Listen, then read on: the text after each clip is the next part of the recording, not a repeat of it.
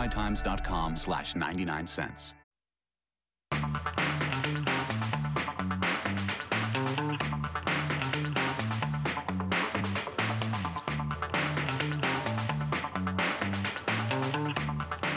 This is Taking Stock for Monday, October the 8th, 2012. Happy Columbus Day. I'm Pimm Fox. Stocks and commodities ahead of earnings season kickoff. Investors showing some concern over a sluggish earnings outlook.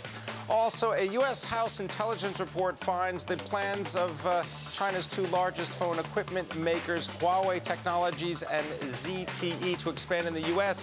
Possible openings for Chinese spying in America. And we'll also take a look at why e-commerce stocks, why they are, according to one analyst, set to fall. All that over the next hour and more. But first, let's take stock of equities. The Dow Jones Industrial Average, there it is, down 26 points today. S&P 500 falling 5. The NASDAQ lower by 24 points. The bond markets all closed in observance of the Columbus Day holiday. Now, for more on today's markets, I'm joined by our own Dominic Chu from our markets desk. Dom, I got to say, great shirt. You're standing up. You're right in front and center here. What's front and center on investors' minds right now? Well, front and center, we want to talk a little bit about the price action to the green side of things, because we saw marginal declines like you just showed in the stock market here.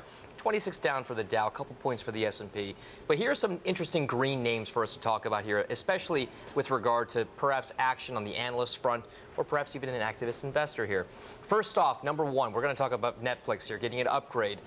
Interesting about this here, this particular upgrade over at Morgan Stanley, this idea that Netflix can actually have a future that's not contingent upon the external international markets that they're trying to expand out into right now. Also, that Amazon doesn't pose a direct competitive threat to Netflix, at least in the domestic U.S. market. And where do they get this idea from? I don't understand. Netflix, you pay $8 a month, you get all the streaming video that you want. They're trying to create original programming, and they say it doesn't go head to head against Amazon and their streaming video Prime service, $79. It doesn't go head to head against Hulu. It doesn't go head to head against iTunes. Huh? Well, being a user of some of those platforms right now, you can kind of imagine why they would say something like that. But the crux of the argument is that the domestic U.S. business may be enough to support the valuation that it has at these levels here. So you don't even have to worry about the outside here. This is a compelling value case enough for Netflix and Amazon in this competitive landscape. It's one of the main reasons why you saw that particular stock, NFLX, shoot up by about 10.5% in the session so far today. But the other big one I want to talk about is something that you and I were talking about earlier today, and that's CarMax. Getting a positive mention in ITG research here with regard to this idea that we might be seeing at least signs of a solidifying market for used cars even. And of course, there are some dynamics with regard to used versus new in this marketplace, but still an interesting sign for CarMax there. Navistar is the other one I want to bring up because that's Carl Icahn, that's Mark Krzyzewski, two activist-ish type investors who have now gotten their way. They're going to get at least 2 board seats at Navistar, maybe try to shake things up a little bit there. But anytime Carl Icahn gets involved and gets his way, you see a nice little pop for the stock. Navistar up 7.5%. Navistar moving high, and whoever the third board member is going to be has to get the approval from. Yet to be determined, right? Carl Icahn. All right, thank you very much, Dominic Chu from our markets desk. Always a pleasure. Great to have you with us. All right. Now, just stay with me because I want to bring in Brian Jacobson. He is the Chief Portfolio Strategist at Wells Fargo Advantage Funds, where he helps manage over $200 billion. And he joins us now from Milwaukee, Wisconsin. All right, Brian, no stories about football. Tell us about earnings season. Is it going to be better than the football season so far? Well, it can't be much worse, let's put it that way. At least if you're a Badger fan or a Packer fan like I am, it's not looking too good. But earnings, I think, that have been somewhat of the overlooked middle child over the last year or so.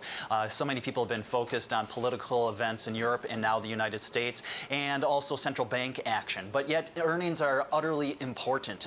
Year on year, we're expecting that we're going to see probably a decline of about 2% in earnings per share for the S&P 500. That's about in line with consensus. But it seems like the consensus expectation is quite paradoxically that earnings are going to fall short of the consensus expectation. So everybody's been talking down earnings and somewhat poo-pooing them. So we might actually be setting ourselves up for some upside surprises with some of the bigger players in the markets. Now, Brian, from a fund's perspective, let's just say that you have lowered expectations right now, and those earnings estimates are low enough where you can actually beat them. It may be a positive. Do investors really understand that by beating lowered expectations, it may not be the most positive thing out there? What exactly does that say about what we expect for the future of corporate profits in America? Well, that's why it's going to be so important to be listening to those earnings calls to find out what are the managers saying about future growth. It's more about the guidance that they're giving going forward that's really going to, I think, move the markets and that investors should be paying attention to. I'm going to be listening to see if they say anything about the upcoming presidential election as to how that's affecting their strategy for planning and investing, whether it's in property, plant, and equipment or in employees. So I think that you're absolutely right. The lowered expectations isn't necessarily beating those isn't the greatest thing, but it's better than nothing. But the most important thing to look for is what is it saying about future growth. And on that tune, I think that even if we just have modest growth, we could actually be looking to some pretty decent equity gains over the next few years. Brian Jacobson, have you ever heard investors be so gloomy about a market that's produced so many returns over the last year to date? Well, only I think that it's happening because most retail investors, at least, seem to be in bonds. That's why everybody's talking it down, is because they've been in the wrong asset class. Equities have done quite well. You look at where we were a year ago, just back on August 3rd, if you remember back the signing of the Budget Control Act and then the S&P downgrade on August 5th of 2011. We've come a long way since there. And yet it's been going in these fits and starts, but people have been shunning equities, viewing them as too risky. And I just think that the reason why people are so gloomy is because they've missed the boat. Now, Brian, let's talk about gloomy for a second here. One sector that has been fairly gloomy over the past few years is the financials, is the banks. They've underperformed over the last 3 years here, yet they are the best performing sector in the S&P year to date. What's the prospect there? Should investors be looking at those banks yet again for future gains? Well, financials is a very diverse group, and a lot of times I think when people hear financials, they automatically think about the big money center banks. But yet there are so many different areas to the financials. There's real estate investment trusts. There's also some of the smaller regional banks. There's insurance. There's also some of those that are more focused on investment management or investment banking versus those in commercial banking. So it really is a diverse group. So I think that if you are well diversified within financials, you don't necessarily have to worry about a lot of the headline risk that you can get in there. We're not necessarily all that constructive on the commercial banking sector in general. Long term's just there's a lot of regulatory uncertainty there, a lot of balance sheet issues still that I think that they have to work through. But if you look in the financials, let's say in insurance or in real estate, I think that there are some tremendous opportunities there. I want to thank you very much for joining us. Brian Jacobson from Wells Fargo Advantage Funds in Milwaukee, Wisconsin. Better luck next time on the football, all right? Thank you. All right. And Dominic Chu, I want to thank you very much for joining us from our markets desk. We got to watch, of course, Netflix tomorrow. We'll watch some automobile stocks. And then, of course, activist investor Carl Icahn and Navistar International. Always a pleasure, Pimm. Always great to have you. All right. Coming up, we're going to take a look at the iron ore and steel industry. They're connected. We'll also find out maybe why you should be shorting some of these names, meaning they'll be going lower, perhaps. And we'll look at 5 events to keep an eye on that could hurt e-commerce stocks. We've got one analyst who says they're ripe for a fall. That's next.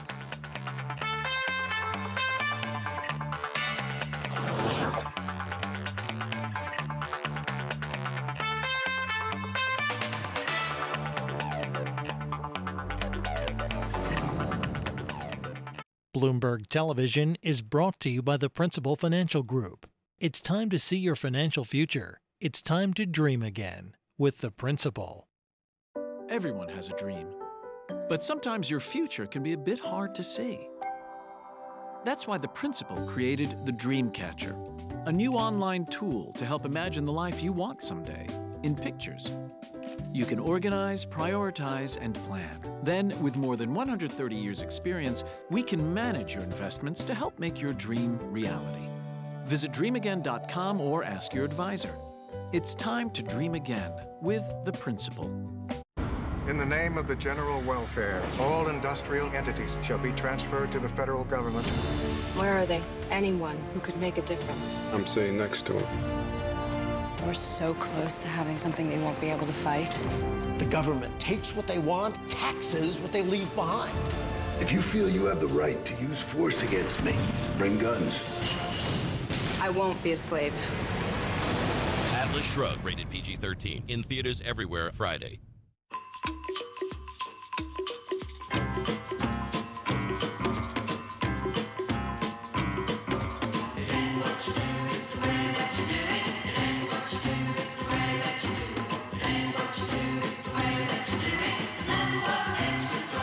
Your new business really needs new business. Get the word out with the HP OfficeJet Pro. Professional color printing for 50% less per page than laser. Making an impact. It matters. Today's U.S. Markets Update is brought to you by Interactive Brokers. To find out why Barron's rated us Best Online Broker 2012, visit interactivebrokers.com.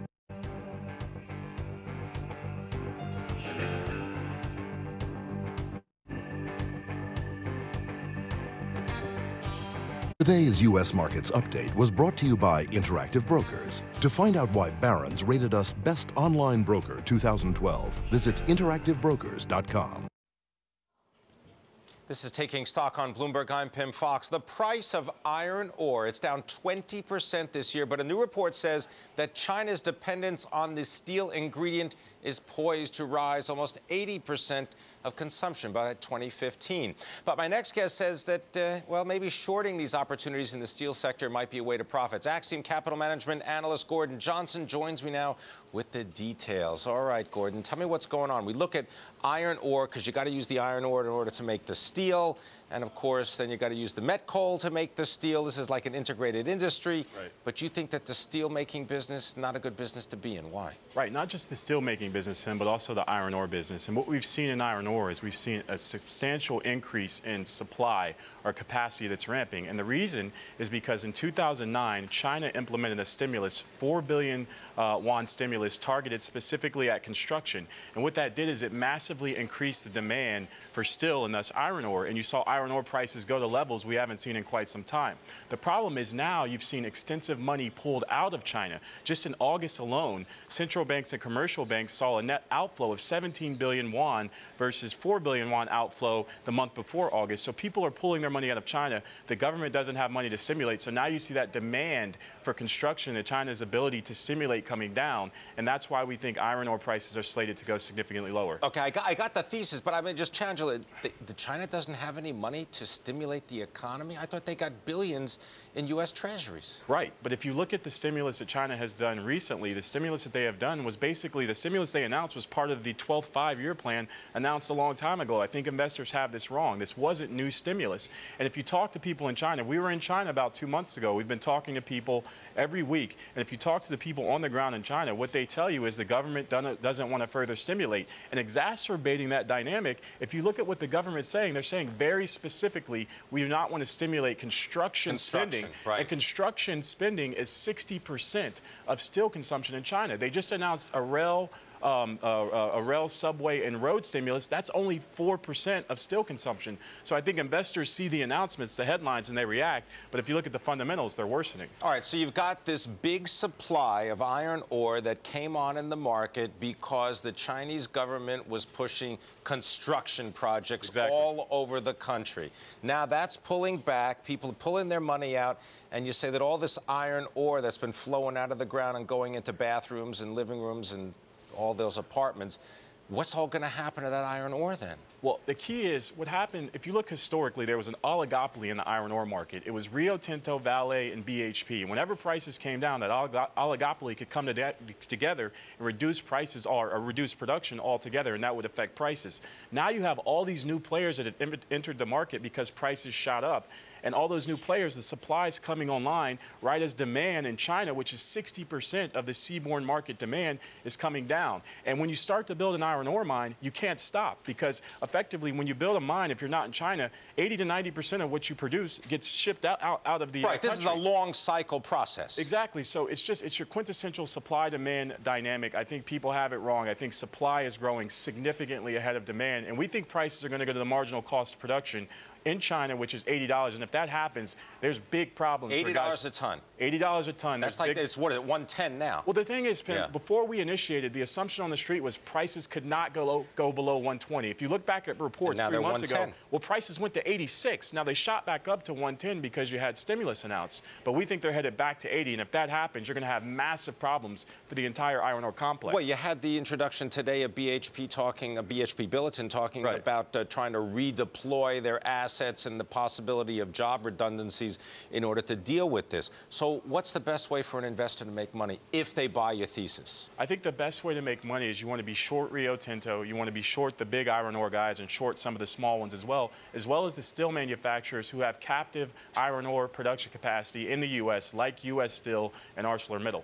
All right. Now, I know that in the past, I got to talk to another short idea that you've had in the past, and this had to do with the solar industry. Give me an update on what's happening, particularly in Europe, because those have been big supporters of the solar industry. I hate to be the bearer of bad news, Pimm. We've been talking for years, and I've always talked about an Armageddon scenario, and I think the Armageddon scenario is playing out right now, right before our eyes. Basically, the two biggest markets in Europe, Italy and Germany, they represented roughly 60% of solar demand in 2011. From 3Q to 4Q, we expect demand in both of those markets to fall roughly 70% in each respective market. 70% decline in each market. Not only have they cut FITs, Pimm, they've eliminated FITs. In Italy, feed-in tariffs. That's the there are tax incentives subsidy. for solar. Solar costs more than traditional power, so the government has to incentivize it, or it makes no sense to invest. They've gotten rid of a lot of their FITs, and that just happened in Italy in September, in Germany in October. So effectively, we think demand is going to be down 70% from Q3 to Q4, and the two markets that are 60% of global demand, and we think those two markets in aggregate are going to be down demand 53% next year. At the same time, supply in China continues to ramp up because the governments, instead of letting their companies go out of business, continue to give them this free money, this very low interest debt. So these companies that aren't generating cash, they're losing a profit, they're staying in business. So the lights stay on in the factories in China in order to produce these solar panels and solar chips, and there's no market for it, so the price has got to go down. Demand is falling. It's obvious that these companies should be out of business, but China continues. The government spurs their banks to give them money to keep employment high. It's killing prices. Best short idea when it comes to solar stocks? Right now, it's three. Power One, First Solar, Trina Solar. All right, we're going to watch them, and we're also going to watch steel stocks. We'll also watch iron ore. We got a lot on our plate. I want to thank you very much. Gordon Johnson, as always.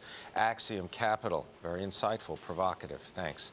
All right, coming up, Amazon.com. It makes much of its money not from shipping shoes or, sneakers or anything. No. But from not so often noticed business. It's called web services, and we're going to take a look at that coming up on Taking Stock.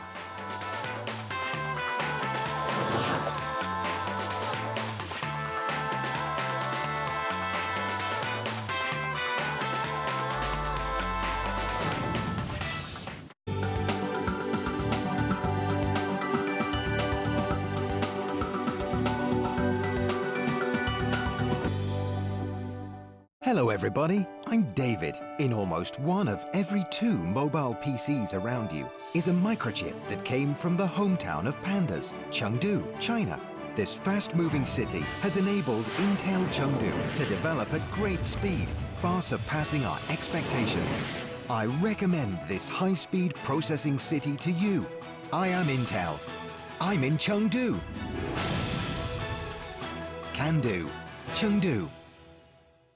Losing weight is hard, and the more successful you are, the harder it is to find a program that works. Enter Retrofit Weight Loss. You can find time to do this for yourself, and it really works.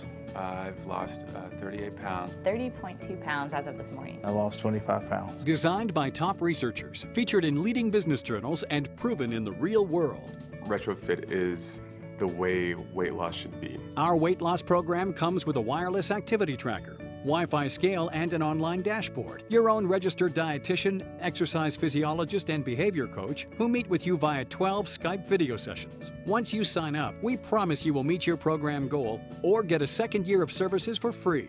Sign up now and get 12 additional video sessions for free. It's an investment in yourself. It's not a program with this finite end. It's a way of life. Call 1-888-601-7376 or go to retrofitweightloss.com today.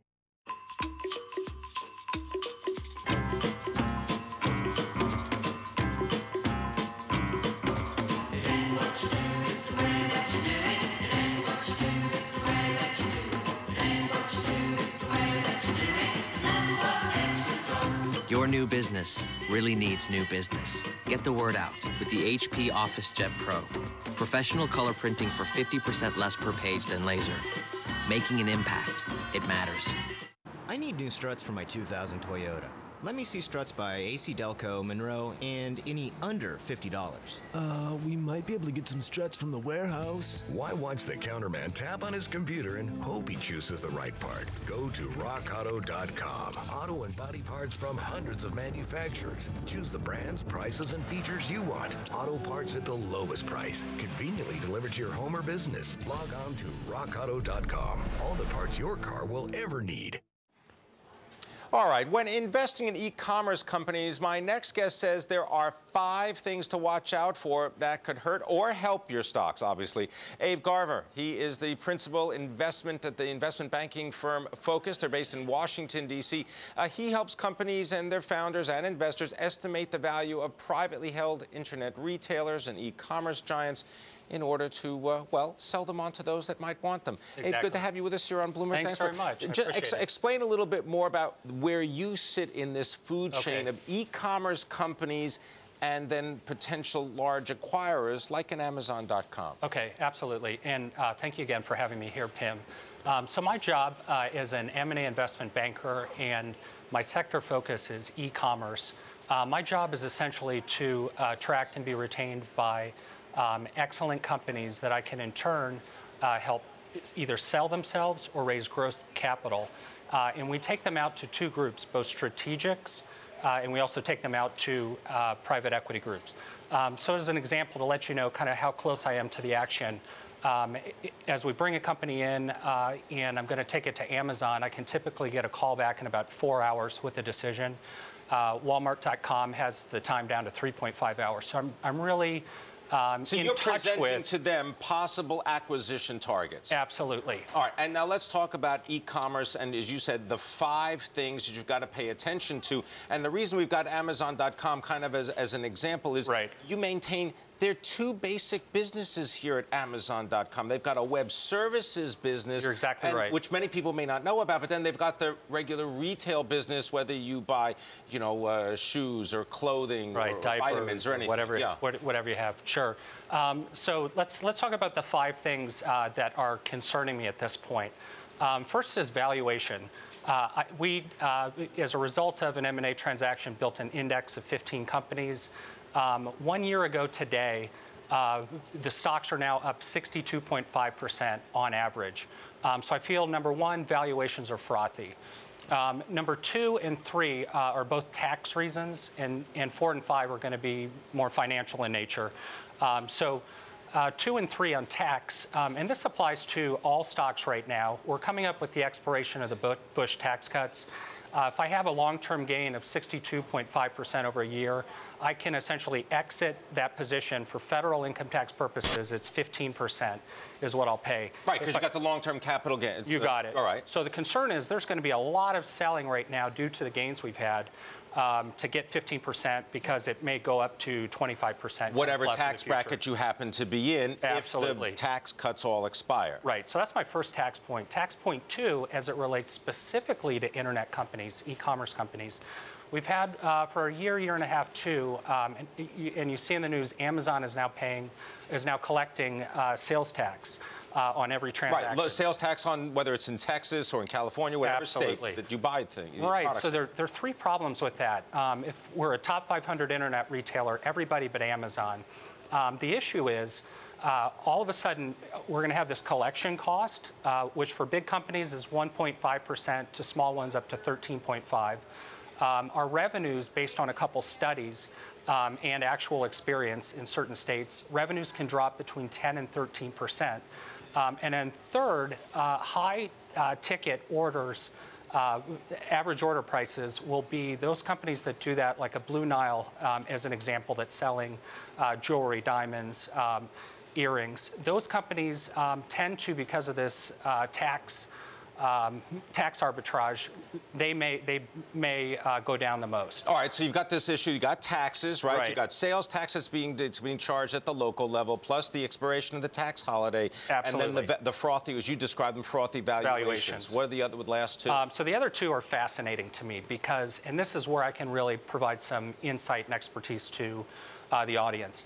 Because I'm running these auctions, I'm seeing what the Walmart.coms, the Amazons are saying, what the large private equity groups are saying, what the VCs are saying. And what they're telling me is because of this cannibalization that we're seeing, Amazon is really taking prices down so much. What we're seeing is essentially these gross margins compressing. And another way to think about gross margin is to call it a markup. So basically, my cost, I'm marking it up to whatever the sales price is. What these private equity groups and Amazon, et cetera, don't want to see, they don't want to see a compression. They want to see an expansion of margins. All right, but right now you're saying they're seeing a compression of gross margins. All right, so that's number 4. What about number 5? And that doesn't make sense because our stocks are up 62.5%, but we have a compression. It doesn't make sense. Number 5, and this is the key one, and I'm sorry we left it till 5. 2 Mondays from now, October 22nd, Amazon is going to announce their earnings for Q3. In Q1 and in Q2, their markup, which we're calling it's akin to gross margin, it was 24% in Q1, 26% in Q2. And if we see anything below 24% in Q3, in my opinion, we're going to have a disaster. Amazon trading at 250 could be down at 200, and in sympathy, the group would, would also sell off fall. as well. Right, All exactly. Right, we got to leave it there. We got to watch and see what happens on October the 22nd, leading up to Amazon.com's results. Watch those gross margins. I want to thank you very much, Abe Garver. Anytime. Thanks. Good to see you, Pimm. All right, Focus Investment Bank. Coming up, we're going to look at the effects of Dodd-Frank and find out its connection to housing and why this is a big concern for those in the housing sector. We'll give you the details coming up.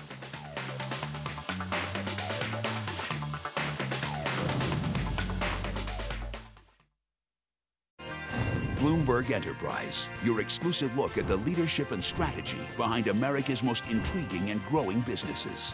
This week, why My Pet Chicken founders are betting the farm on city dwellers. We're just trying to help people get back into something that has been a traditional U.S. pastime.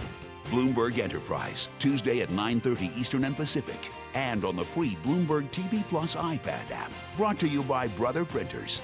Brother at your side. I wish my patients could see what I see. That over time, having high cholesterol and any of these risk factors can put them at increased risk for plaque buildup in their arteries. So it's even more important to lower their cholesterol. And that's why when diet and exercise alone aren't enough, I prescribe Crestor. In a clinical trial versus Lipitor, Crestor got more high-risk patients' bad cholesterol to a goal of under 100.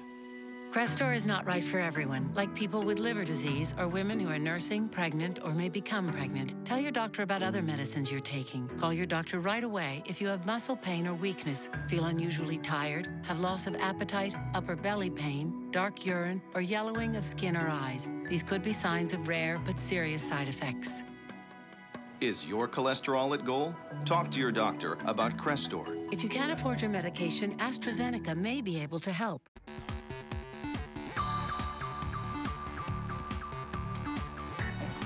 Today's Bloomberg Ticker is brought to you by CBOE. Execute success with CBOE options and volatility products. Bloomberg Link presents the Dealmakers Summit. Join Wall Street's biggest rainmakers in M&A and private equity on October 25th in New York. Falls are the #1 cause of injury to senior citizens. Acorn Stairlifts has a solution. Just don't fall. Sit, relax, ride with an Acorn Stairlift, the world's leader in stairlifts. Don't let limited mobility keep you from going up and down your stairs, even outside. Call Acorn Stairlifts now for a free information kit and no obligation quote. Why risk falling when you could safely ride? Our Acorn Stairlift is definitely more affordable than moving. The Acorn Stairlift has a padded seat and backrest, safety sensors, stop the chair if there are obstacles. The seat swivels and locks so you don't twist your body. And the Acorn Stairlift folds away. It even works through a power shortage. I was really surprised at how little they cost. Call 1-800-930-2941 for free information. That number again is 1-800-930-2941. 1-800-930-2941. Call now. The financial head start they deserve. Call now for your free information.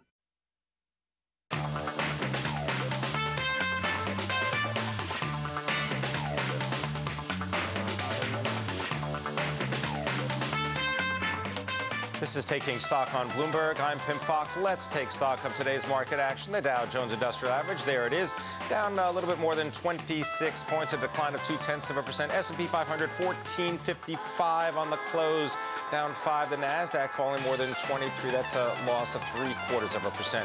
Now let's just take stock of some of the individual movers in today's market action. Let's tell you about the shares of Netflix. Dominic Chu giving us the details earlier. The shares rising more than 10%. This comes after Morgan Stanley upgraded the shares of the video subscription service to overweight from equal weight. The analysts all saying that Amazon.com's Prime instant video service doesn't compete directly with Netflix. Morgan Stanley estimates that Amazon would have to spend more than $1 billion in order to match Netflix content. All right, the shares of United Health Group rising 1% is coming after the biggest U.S. health insurance company agreed to pay about $4.5 billion to buy 90% of Amil Participações. He is the Brazil-based insurer and hospital chain. The deal is going to give United Health exposure to the growing insurance market in Brazil, where private insurance membership has surged nearly 15% in the past 3 years. And home builder stocks under pressure today. The shares of all 11 home builders that make up the S&P's Home Builder Index closing lower. Standard Pacific leading the declines, falling more than 3%. The S&P Home Building Index has risen more than 80% this year, perhaps some profit taking.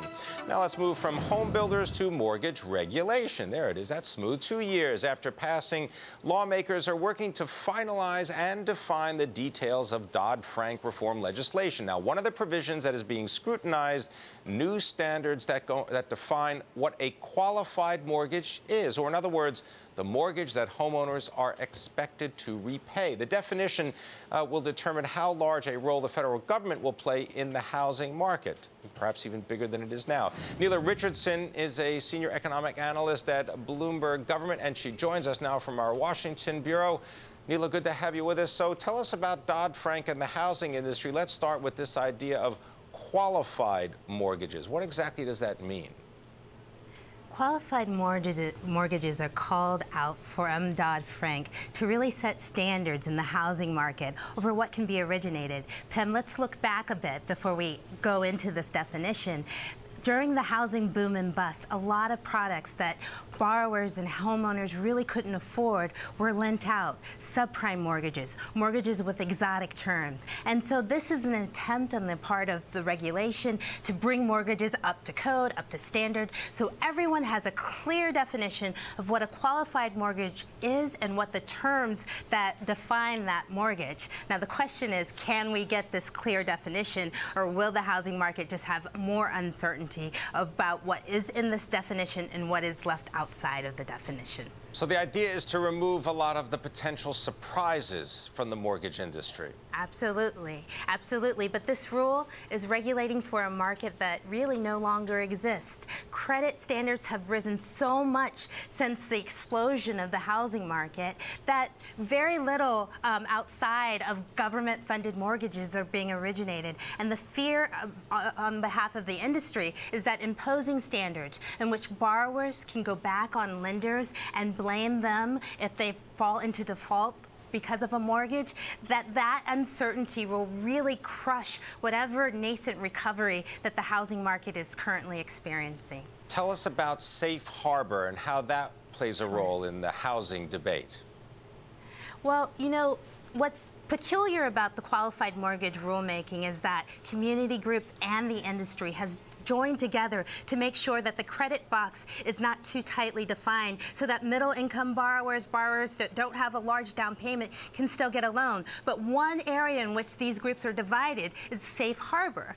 Community groups want to ensure that borrowers have the opportunity to sue their lenders if they feel like these terms are not met in terms of the qualified mortgage. The industry wants to make sure that there is a safe harbor, that if they lend a qualified mortgage, a borrower cannot come back on them if that borrower defaults or ends up in foreclosure. So this is the battle line that is being drawn now. The industry is trying to show its case to regulators that without a safe harbor, it really is going to freeze the housing market and stifle credit availability. So if this continues, Neela, does this mean that the government in the form of Fannie and Freddie just continue to prop up the housing market? It is very likely that lenders will not originate anything that falls outside of a qualified mortgage.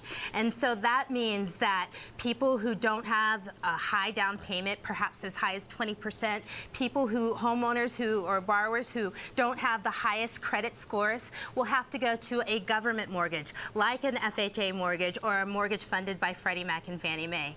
These agencies are already a huge part of the mortgage market, and that role may be extended, in which you have the government, 99% of the market. And so the whole idea of the private capital markets getting back into housing will be stifled if these regulations are drawn too tightly. We've got to leave it there, but I want to thank you very much for this insight. Neela Richardson joining us from Bloomberg Government Senior Economist. Coming up, the House Intelligence Committee says the plan of 2 Chinese companies to expand here in the United States is a possible security threat. We're going to give you the details coming up.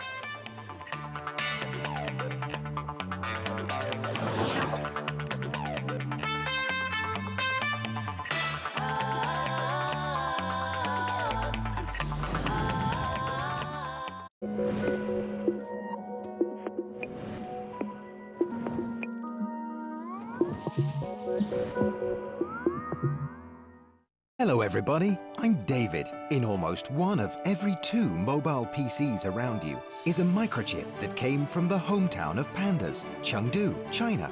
This fast-moving city has enabled Intel Chengdu to develop at great speed, far surpassing our expectations. I recommend this high-speed processing city to you. I am Intel. I'm in Chengdu. Can do. Chengdu. Bob, these projections, they're optimistic.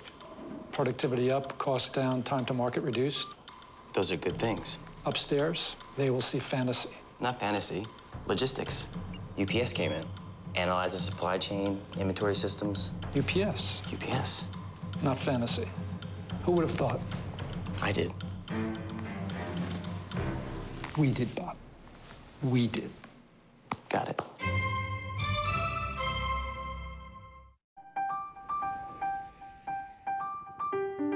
One country in Asia is becoming known as a destination for investors.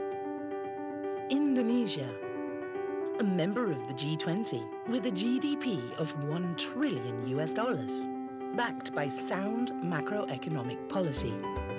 Indonesia is politically stable and reform-minded, with a burgeoning domestic market and a young and dynamic demographic base. 50% of our people are under the age of 30. Indonesia's strong investment climate and expanding global influence make it the shining gem in Asia's crown. Invest in remarkable Indonesia. We're Pratt & Whitney, designing the world's quietest, most fuel-efficient jet engines. We're Alexion Pharmaceuticals, breaking new ground in the fight for patients with severe and ultra-rare diseases. We're Connecticut, companies large and small, using our revolutionary spirit to work smarter to drive innovation. We're Connecticut, working hard. We've created 20,000 new jobs in these tough times. Join us and learn the advantages of doing business here at ctforbusiness.com. The world's largest phone equipment maker, Huawei, is under fire on Capitol Hill today. A congressional committee reporting that Huawei and another Chinese-based phone company, ZTE, may pose threats to U.S. national security. Joining me now to go over the implications of this explosive report is Bloomberg West editor-at-large Corey Johnson. He's in San Francisco. Corey, what exactly is the committee contending? Well, the committee contends that the devices sold by Huawei, the networking equipment, and this is one of the largest networking equipment providers in the world, can be used to spy, to allow the Chinese government to spy on data and phone calls and send that information through these devices unbeknownst to the purchaser of the device, the phone companies and so on, as well as the users of the telecommunications services, and send that information directly to the Chinese government. And this Chinese government participation is because the Chinese government is a shareholder in the company, or just because the Chinese government can exert this kind of pressure? Yes. Yes, is the answer to both those questions. And I think the concern here is, well, part of the issue here is that the committee that investigated this for over a year was granted no access to Huawei, and so they didn't get any cooperation whatsoever. But some people that they talked to suggested to them that these things were going on. They talked about devices that would turn themselves on in the middle of the night and send packets of information to China. And of course, it's very disconcerting to a company, even though this company has hundreds of employees here in the U.S. and is very active all over the world. And has there been any reaction from the military or the espionage community? Because you'd think they would know just as much as the congressional committee. Their reaction, I'm sure they have a reaction. I'm sure we're not going to find out their entire reaction whatsoever. But, you know, we've seen this before in the telecommunications industry. There have been similar accusations about companies coming out of Israel and companies connected to the army or the Mossad there as well. And so what we see here is that, you know, there's a new notion of what modern warfare might look like. Russia has been very involved in cyber attacks when they've had military conflicts over the course of the last decade. And you get a window into what sort of battles will happen in the future of war. All right, well, we're going to follow up on this. I want to thank you very much, Corey Johnson, Bloomberg West editor-at-large. Coming up on Taking Stock, more on Huawei. We're going to be speaking with Bill Plummer, one of the company's top executives in the United States, to deal with these allegations. More next on Taking Stock.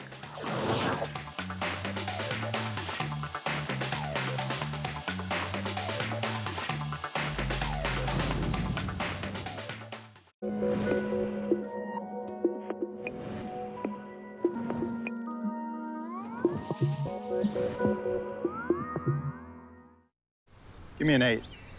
No 8. 9? How about an easy 2? Easy 2? Bag's heavy, Davis. I had to lighten the load. Got too many clubs. Way too many balls. I'll take the 2. Really? It's way too much club. Oh, by the way, that's your last ball. So... A partner who truly understands your business brings all the options. McGladrey, experience the power of being understood. Rachel quit the corporate grind to start her own interior design business. She's got a growing list of clients she keeps in touch with using email marketing from ConstantContact.com. Constant Contact is easy and affordable. It lets her send out updates and photos that showcase her expertise and inspire her customers for only $15 a month. Her dream?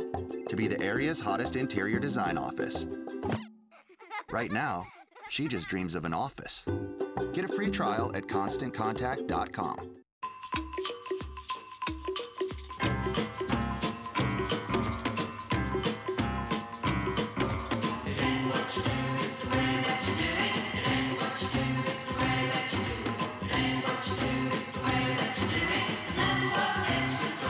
Your new business really needs new business. Get the word out with the HP OfficeJet Pro.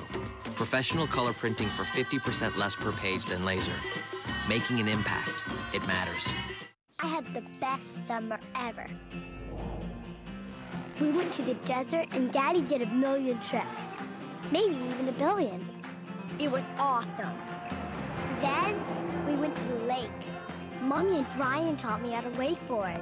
I got pretty good. The memories we share today become more magical tomorrow. The luxurious Infiniti QX. Lease an Infiniti QX for $699 a month.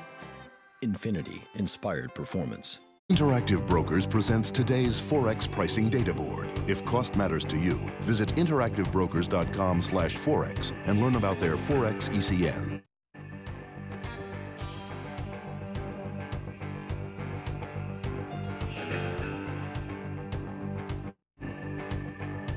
Interactive Brokers Forex ECN includes 13 of the world's largest interbank dealers, eliminating the middleman and offering direct market quotes as low as half a pip wide. This is Taking Stock on Bloomberg. I'm Pimm Fox. We continue the conversation on moves from the House Intelligence Committee that's saying that the Chinese-based companies Huawei and ZTE opened the U.S. up to potential Chinese spying. Now, the report said that the companies failed to adequately explain their U.S. business interests and their relationships with the Chinese government. Joining me now for his perspective, we have Bill Plummer. He is Vice President of External Relations for Huawei. He joins us from Washington, D.C. Bill Plummer, good to have you you with us here on Taking Stock. Can you give us your response to the House Committee's report on Huawei Technologies and what they're purporting to say about espionage and links to the Chinese government?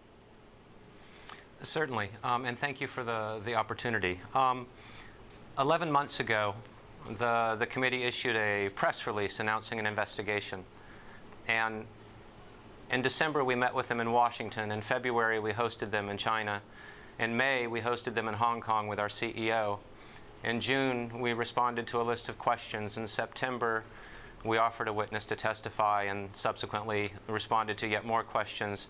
We've delivered reams and reams of information to the committee. Our hope had been that by being open and transparent in good faith, that the committee would issue an objective report that acknowledges that every telecom vendor in this industry, Cisco, Ericsson, Alcatel-Lucent, Huawei, Nokia, Siemens, is global and relies on global supply chains, and each and every one are developing product and coding and building globally, including in China.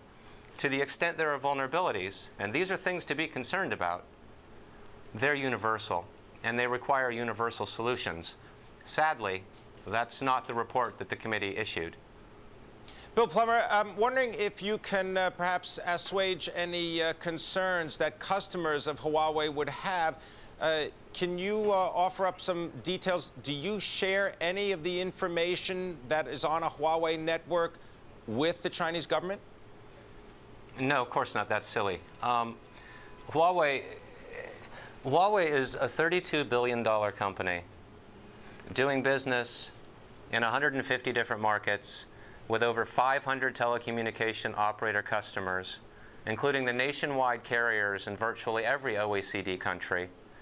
We're world trusted, respected, and the quality and the security of our product are world proven. Those are facts. Those are facts yesterday, and those are facts tomorrow, notwithstanding what, sadly, this investigation and report is a political distraction from what should be a priority of industry and government working together to actually achieve global standards to raise the bar for everyone so we can better secure our networks. Does Huawei have the same security level protections that other telecom manufacturers provide to their customers? Oh, absolutely. And arguably because given our heritage in China, and we now do 70% of our business outside of China, and in order to fuel that business, $32 billion in revenues last year, the inputs that we purchased from American companies totaled $6.6 billion last year to drive the global supply chain. So we sit at the center of an ecosystem that is a tide that lifts many boats and tens of thousands of American jobs. But because of the spotlight associated with the heritage in China, we've actually put security assurance protocols into place, many eyes, many hands on every line of code. Arguably, our gear is more secure than some of the others, but since we all build to the same global standards to ensure interoperability and competition for the operators, if you connect my gear, which has been through this rigorous process, to the gear of a competitor that hasn't and may have been sourced anywhere on the planet, including China, you've not addressed your vulnerability. The recommendations made today by the committee are actually bordering on reckless. They create a false sense of security. To suggest that you can take one player out of the equation and suddenly solve cyber issues is simply false. It's a political illusion. What we need is a focus on the entire industry and standards and disciplines that raise everyone's bar. I want to thank you very much, Bill Plummer, joining us from Washington, D.C., from Huawei, responding to a report from a U.S. intelligence committee that Huawei may be allowing the Chinese government to use information taken from those Huawei networks. Coming up, we've got a potential private equity battle that might be brewing over all scripts. We're going to tell you the details next.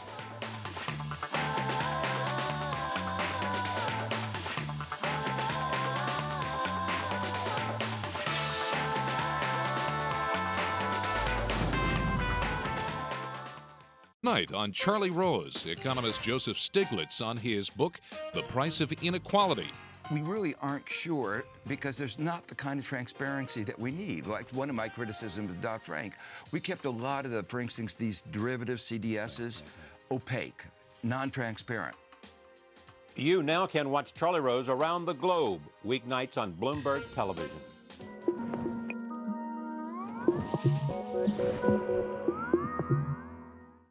Around the clock, around the world, Bloomberg keeps you connected. On television, online, on the radio, and on mobile.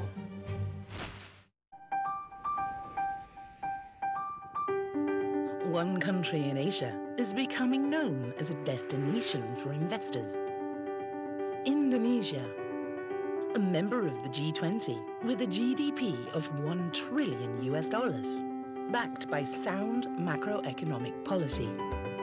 Indonesia is politically stable and reform-minded, with a burgeoning domestic market and a young and dynamic demographic base.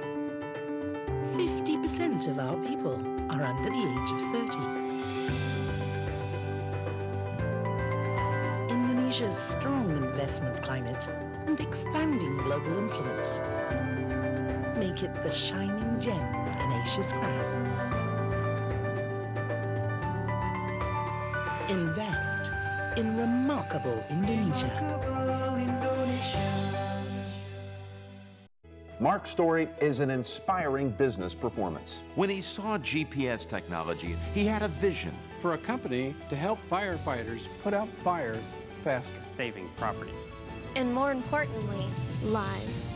But who helped Mark put out the fires of running his company? His Insperity Business Performance Advisor helped to make his dream a reality. It's what we do. Insperity, inspiring business performance. Picking the right car insurance is easy. You start with two identical cars with the same coverage. One through Progressive, the other through 21st Century.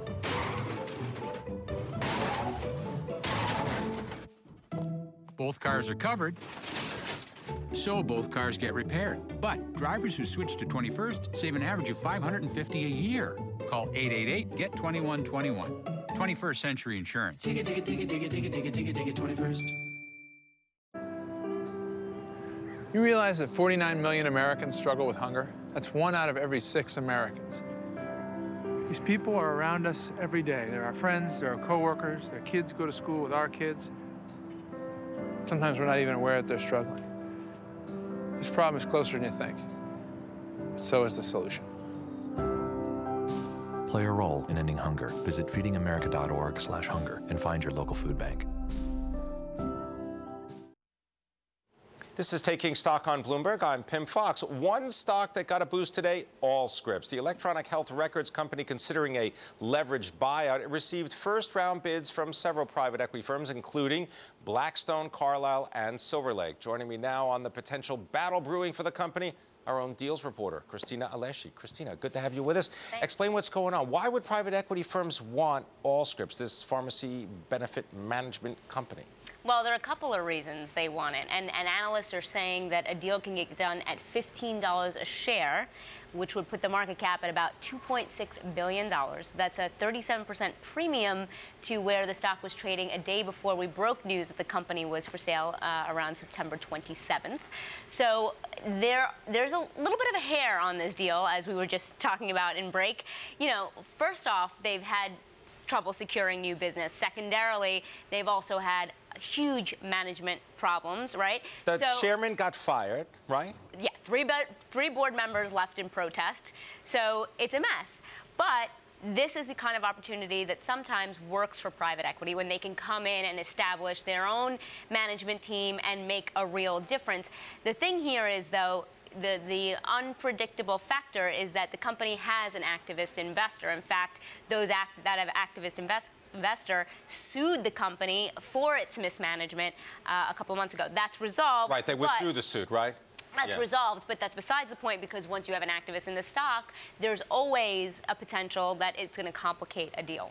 So if you've got potential private equity bidders, as you said, Blackstone, Carlyle, and Silver Lake, they want this. Why? Because this is a good recurring cash business. Yeah, I mean, it's good cash flow. It's the same story. And then electronic medical records in general is going to grow because the Obama administration has, essentially given a lot of aid and support to this idea that hospitals and doctors' offices should move towards having more integrated systems, bringing technology into the medical field. A lot of private doctors' offices and hospitals still operate on a paper system, which, if you think about it, is crazy, right? So in theory, all of these companies should get more business down the line. The question is, are they operating at a point where they could actually focus on the business and not the management problems, which is well, supposedly if the private equity firms came in, then that would They can happen because they would be able to do that. Yeah. Any chance that you're going to see a combination of private equity firms put together a bid, or is it they have to own it exclusively? It's interesting that you say that, because private equity firms have been reluctant as of late to team up with one another because they had such a bad experience back in 2007,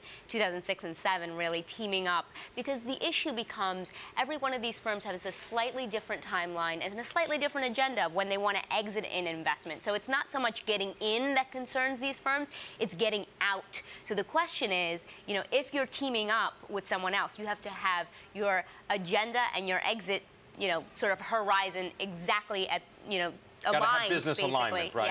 Yeah. So the So situation. it's to answer your question, reluctance to team up, but we could possibly see a team up here. And with Allscripts itself, how's the business doing right now? They're still struggling. Still struggling. They lost out on potential business with New York City, actually. And the private equity firms here have an incentive to go out and do deals because they have so much capital to put to work. They have $360 billion in dry powder that they have to use, 39 of which has to be used essentially by this year. Use it or lose it. Thank you very much. Appreciate it. Our own deals reporter, Christina Alessi, giving us a little insight into the world of Allscripts and private equity. All right, that does it for today. Tomorrow on the program, we're going to take a look at the results from Alcoa. We've got Deutsche Bank's Jorge Beristain. He's going to give us the details of that bellwether. Thanks for taking stock. I'm Pimm Fox. Good night. You wouldn't buy universal fit shoes for your feet. Why buy universal fit parts for your car? Go to rockauto.com. Parts from rockauto.com fit your car exactly. And they're easier to install because they have the same connectors and brackets as your car's original parts. And at Rock Auto, original equipment quality costs less than other stores charge for generics. Order online, delivered to your home or office. rockauto.com. All the parts your car will ever need.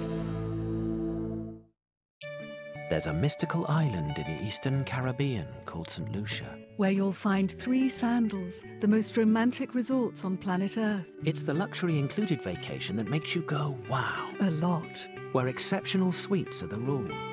And adventure is included. A place you actually have to see to believe. And share with someone to appreciate. Get a $350 airfare credit plus save up to 65%. Call 1-800-SANDALS. Conditions apply. Ally Bank. Why, they're always there to talk. I love you, James. Don't you love me? I am a robot. No, I know you're a robot. But there's more in you than just circuits and wires. A machine can't give you what a person can. That's why Ally has knowledgeable people there. The season premiere of her favorite TV show is on tonight. And I'm having a party. But my TV wasn't working. Her signal was fine, but her TV was broken. I didn't know what to do. No problem. Offered to wait while she went to buy a new one. For me, RCN is personal service beyond all my expectations. We've made a pledge to put our customers first in everything we do. From our dedicated technicians to our 100% U.S.-based customer service. Call today and get the most from your internet, digital TV, and phone. You're the owner of a successful business. So how do you get your message out to potential customers? Sale of the season. With Via Media. By harnessing the power of television, with the resources of the internet, your message is heard by the people who matter most. Future customers. Via Media. We grow businesses. trial today at ConstantContact.com/try. Hey, what are you doing today? I'm backing up the computer. Photos, work files, you name it. Lovely. See you in a few hours.